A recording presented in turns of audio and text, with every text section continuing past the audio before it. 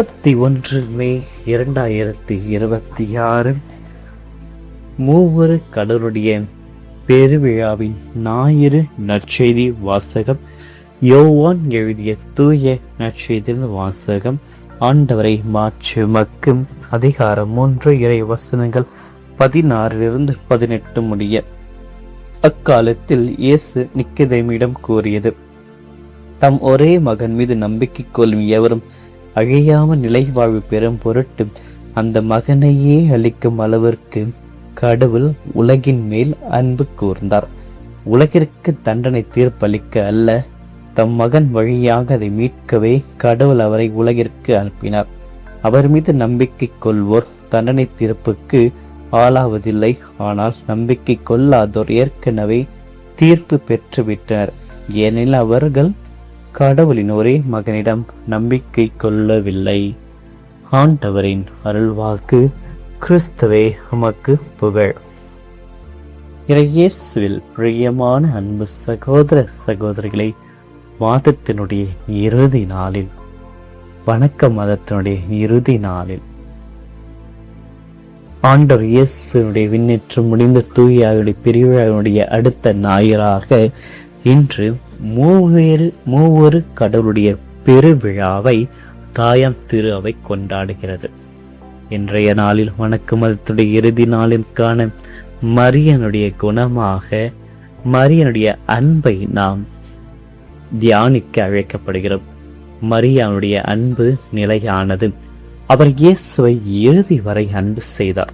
முழுமையாக தன்னையே ஒப்படைத்தார். அந்த அன்பிற்காக எதையும் செய்தார். அவர் அனைவரையும் அன்பு செய்தார்.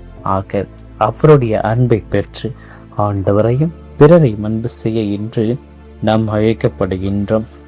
மூவரு கடவுளுடைய பெருவிழா அந்த இறைவனுடைய கோட்பாடு கத்தோலிக்க கிறிஸ்துவத்தில் உள்ள நம்பிக்கையில் அடிப்படை கோட்பாடாகும். இது நம் அறிவு பூர்வமான கண்களால் அல்ல, ஆனால் நாம் உணர்வு பூர்வமான இதயங்களால் புரிந்து கொள்ளக்கூடியது. 3 தனித்துவமான நபர்கள் ஒரே கடவுள் தன்மையில் இருப்பதை இந்த கோட்பாடு நமக்கு கற்பிக்கிறது. 1+1+1+1 தான் 3 அல்ல என்று போதிக்கும் இந்த கோட்பாட்டை நமது மனம் கிரகிக்க முடியாது. ஆனால் இந்த கோட்பாடினை நாம் நம்புகின்றோம். அதுதான் நம்முடைய கிறிஸ்தவ வாழ்க்கை. ஏனென்றால் இயேசு இதை தெளிவாக கற்பிக்கிறார். நற்செய்தியாளர்கள் இதை பதிவு செய்திருக்கிறார்கள். திருச்சபையின் அறிஞர்கள் இந்த கோட்பாட்டினை விளக்க முயன்றிருக்கிறார்கள். நைசியா மற்றும் கான்ஸ்டன்டினோபிள் கவுன்சில்கள் இதை கிறிஸ்துவ நம்பிக்கையின் கோட்பாடு என்று வரையறுத்திருக்கின்றனர். பழைய ஏற்பாட்டு புத்தகங்கள் மூவரு கடவுளை பற்றிய மறைமுகமான குறிப்புகளை மட்டுமே தருகின்றன. மேலும் யூத மறைநூல் வல்லுநர்கள் அவற்றை மூவரு இறைவனை பற்றிய குறிப்புகளாக ஒருபொழுதும் புரிந்து கொள்ளவில்லை. தொடக்க நூலில் 1:26 கடவுள் தன்னிடம் பேசுவதை முன்வைக்கிறது. நம்முடைய சாயலில் மனிதனை உண்டாக்கும். அந்த நம்முடைய என்ற வார்த்தை கவனத்துக்கு உரியது. தொடக்க நூல் 18:2 கடவுள் எப்படி 3 மனிதர்களுடைய தோற்றத்தில் ஆபிரகாமை சந்திக்க என்பதை விவரிக்கிறது. இந்த ஒரு நிகழ்வை ரஷ்ய பாரம்பரிய திருச்சபை ஆபிரகாமின் திருத்துவ அனுபவம் என்று கொண்டாடுகிறது. தொடக்க நூலில் மற்றொரு பகுதி 11:7 பாபெல் கோபுரத்தை கட்டிய பெருமைக்குரியவர்களை தண்டிக்கும் முன் கடவுள் இவ்வாறாக குறிப்பிடுகிறார், வாருங்கள். அந்த வாருங்கள் என்ற வார்த்தை கவனத்துக்குரியது. நாம் அவர்களை மத்தியில் இறங்கி அவர்களை மொழியை குழப்புவோம். இந்த பகுதிகள் தான் மூவரு இறைவனுடைய கோட்பாட்டை மறைமுகமாக குறிக்கிறது. புதிய ஏற்பாட்டில் பார்க்கின்ற பொழுது லூக்கா நற்செய்தி 1:26-38 பகுதியானது தந்தையாக இறைவன் கபிரியேல் தூதரை மரியாளிடம் அனுப்பியதை விவரிக்கிறது. தூய ஆவியானவர் அன்னை மரியாளின் நிழலிடுவார் என்றும் மகனாக இயேசு மனிதராக பிறப்பார் என்றும் அறிவிக்கிறது. இயேசுடைய திருமுழுக்கின் பொழுது மத்தேயு 3:16 தூய ஆவியானவர் புறா வடிவில் இயேசுவின் மீது இறங்குவதையும் அதே நேரத்தில் தந்தையாக இறைவனுடைய குரல் மேகங்களில் இருந்து கேட்கப்பட்டதையும் விவிலியம் பதிவு செய்கிறது. புதிய புனித யோவானுடைய அதிகாரங்கள் 15 மற்றும் 18 வரையில் மூவொரு இறைவன் பற்றிய இயேசுவின் விரிவான போதனைகளை முன்வைக்கிறது. உயிர்த்தெழுந்த ஆண்டு தம் சீடர்களை மறைப்பண்ணிக்கு அனுபவம் பொழுது தந்தை மகன் தூய ஆவியின் பெயரால் மக்களுக்கு திருமுழுக்கு கொடுக்கும்படி அவர்களுக்கு கட்டளை இடுகிறார். எந்த நேரத்திலும் ஒவ்வொரு இறைவனுடைய செயல்பாடுகளும் மாறுபட்ட சிந்தனைகளை நம்மால் காண முடியாது. ஒத்த மனதுடையவர்களாய் ஒருவர் மற்றவரிடம் கருத்துக்களுக்கு செவி கொடுத்து எது நன்மையானதோ அதற்கு ஒன்றிணைந்து செயல்பட்டதாகவே காண முடிகிறது. நம்முடைய குடும்ப உறவுகளில், நண்பர்களுடைய மத்திய மற்றும் உறவினரோடு ஒவ்வொரு இறைவன் இருந்த புரிதலை கொண்டிருந்தால், எல்லோருக்கும் தங்கள் கருத்துக்களை சொல்வதற்கான இடம் இருந்தால், இறுதியில் ஒருமித்த முடிவினை எடுத்து அதற்காக ஒருமித்து செயல்பட முடிகிறது, ஒற்றுமையாக வாழ முடிகிறது என்று சொன்னால் அதுவே இந்த திருவிழாவை கொண்டாடுவதற்கான அர்த்தத்தை கொண்டு செல்கிறது. ஆகவே நாம் இன்றைய நாளில் இந்த மூவர் இறைவனுடைய ஆசீர்வாதத்தை பெற தயார்படுத்த வேண்டும். நம்முடைய இதயத்தை தூய்மைப்படுத்த வேண்டும். நம்முடைய அனைத்து பணிகளை ஆண்டோடைய பாதத்தில் வைக்க வேண்டும். தந்தை மகன் தூயாவை என்ற ஒரு வார்த்தையின் வழியாக இன்று இறைவன் நம்மை ஆசீர்வதிக்கிறார். நாம் தொடங்குகின்ற ஒவ்வொரு இறைவன் நம்முடைய வாழ்க்கையில் அனைத்து சூழ்நிலைகளிலிருந்து நம்மை காத்து அரவணைப்பார் என்ற ஒரு நம்பிக்கையில் நம்முடைய விசுவாசத்தை நாம் அறிக்கையிட வேண்டும். நம்முடைய நம்பிக்கையை இன்னும் உறுதிப்படுத்த வேண்டும். நம்முடைய இறைவனில் நாம் ஈடுபட வேண்டும். ஒவ்வொரு இறைவனுடைய துணை கொண்டு இந்த நாளை இறைவனுடைய நிழலில் நாம் வாழ்ந்திட, இறை பிரசன்னத்தோடு தொடர்ந்து முயற்சிப்போம். ஒவ்வொரு இறைவன் நம் அனைவரையும் நிறைவாக ஆஸ்வதிப்பாராக.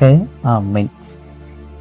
மன்றாடுவோமாக. என்றும் வாழும் எல்லாம் அல்ல இறைவா, மே மாதத்தினுடைய இறுதி நாளில், வணக்க மதத்தினுடைய நிறைவு நாளில், அன்னை மரியாளுடைய எலிசபெத்தம்மாவுடைய சந்திப்பு நாளில் எங்கள் அனைவரையும் கூடி இந்த திருப்பாதங்களில் ஆண்டவரை உமக்கு நாங்கள் நன்றி அறிந்த இதயத்தோடு கூடி வந்து இந்த 30 நாட்களும் நாங்கள் உமக்கு செலுத்திய ஜெப மாலைகளிலும் வணக்கங்களிலும் மாசற்ற இதயத்திற்கு உகந்த காணிக்கையாக ஏற்றுக்கொண்டதற்காக உமக்கு நன்றி கூறுகின்றோம்.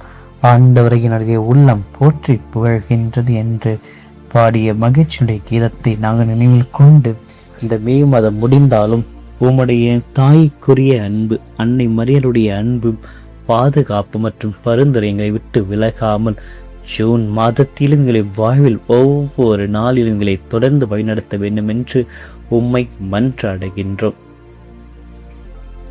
ஆண்டவரே, இன்றைய புதிய நாளில் எங்கள் அனைவரையும் ஆசீர்வதித்தமைக்காக உமக்கு நன்றி கூறி, இரவு முழுவதும் எங்களை கண்ணின் மணி போல் பாதுகாத்து இந்த புதிய விடியலை காண செய்தீரை.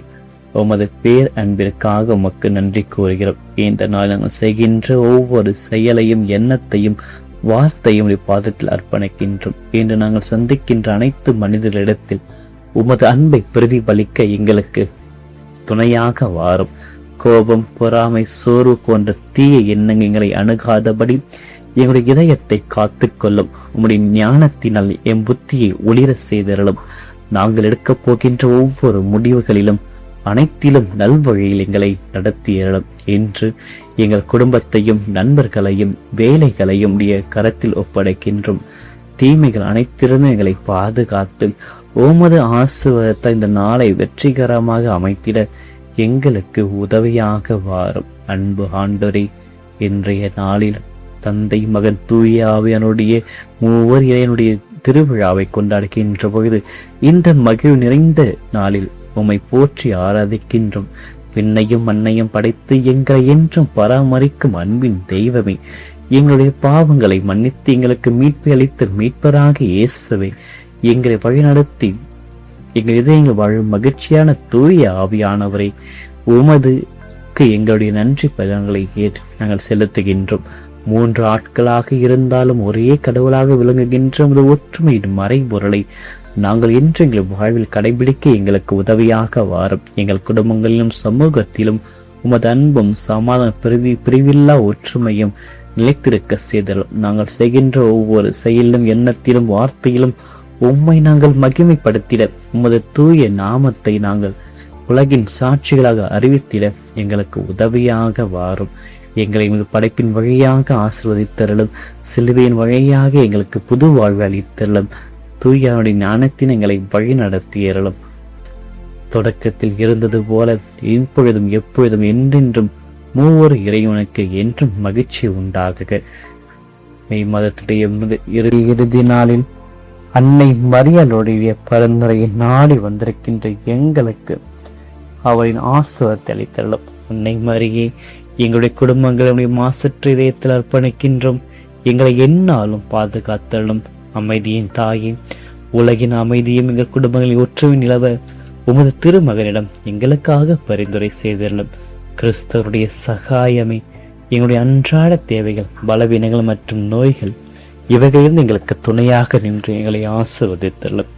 நாள் முழுவதும் உமது பாதுகாப்பு நிழலில் ஆண்டவரை நாங்கள் வாழ்ந்திட எங்கள் பணிகளை, பயணங்களை, மனிதர்களை எங்களை நிறைவாக ஆசீர்வதித்தருளும். அருளைந்த மரியே வாழ்க. ஆண்டவர் உம்முடனே பெண்களுக்குள் ஆஸ்வதிக்கப்பட்டவர் நீரே. உம்முடைய திருவயிற்றின் கனியாகி இயேசு ஆஸ்வதிக்கப்பட்டவரை.